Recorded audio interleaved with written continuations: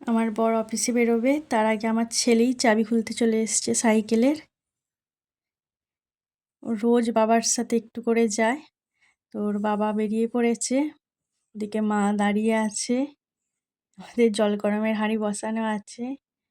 তো ওকে নিয়ে যাচ্ছে, প্রতিদিনের ডেলি রুটিন, ওকে একটু করে ঘোরাতেই হবে সাইকেলে।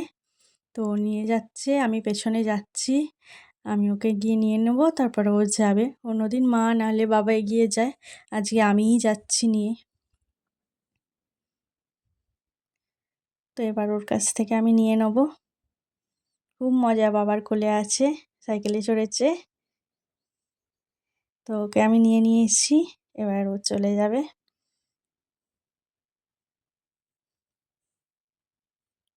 রাস্তায় কত কাদা হয়ে গেছে একদিনের বৃষ্টিতে।